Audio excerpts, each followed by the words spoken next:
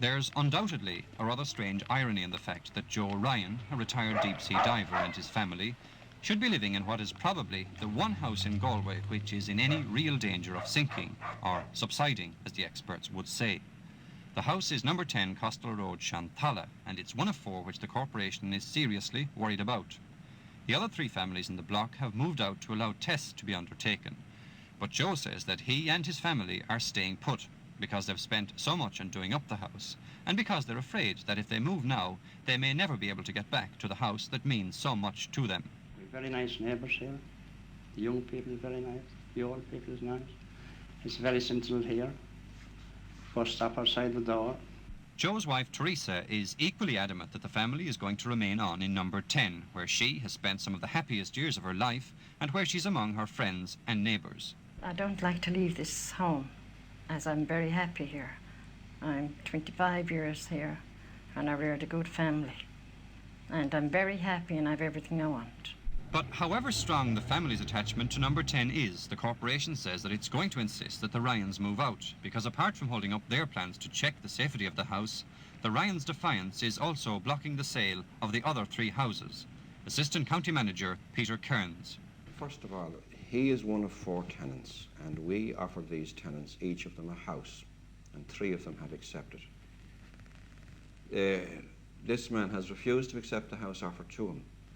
I have also offered himself and the other tenants any house in any area which may fall vacant and which they may wish to be granted.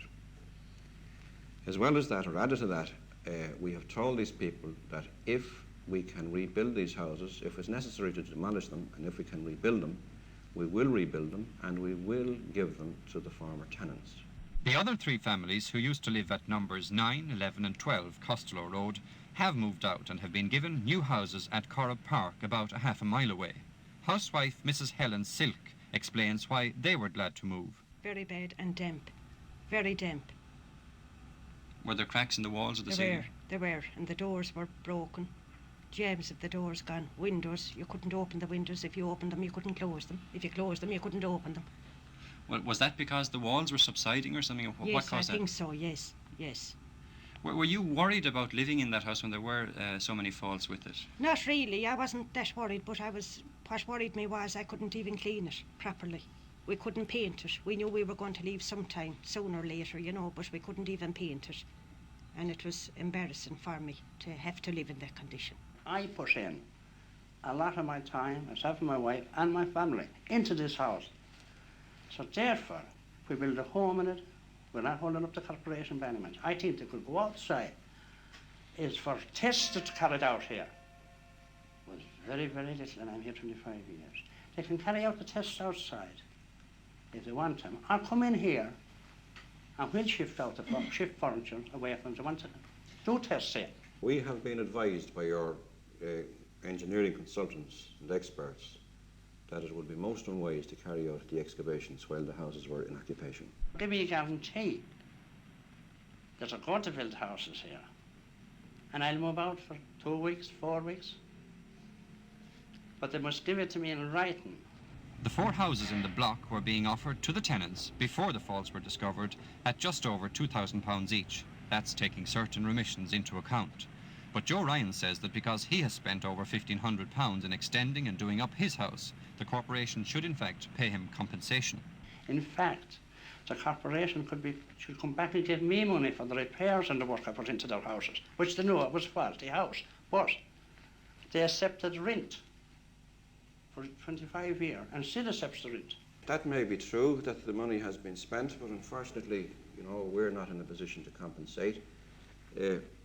Works carried out by a tenant.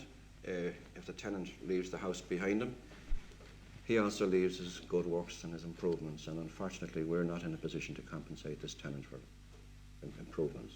Even though there are plenty of visible cracks on the walls and floors of the houses, as you can see here, and regular do-it-yourself maintenance is needed, Joe Ryan insists that there is no danger of the house sinking, and he explodes into laughter when his neighbours suggest that he may yet have to get out his diving gear again.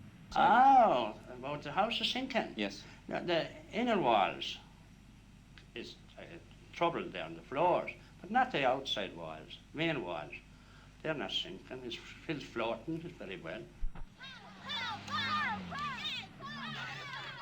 But while there may be no immediate danger, the corporation feels that the Ryan family are being rather unreasonable in refusing to move out, particularly as they're inconveniencing the other families, who are anxious to have the houses tested and repaired if possible. I think they're being unreasonable both to themselves and to their former neighbours, because they wish to buy. The houses are being offered at reasonable prices. They cannot buy as long as they remain in occupation. For as long as they remain in occupation, they're delaying the purchase by their three former neighbours. So I think they are being unreasonable.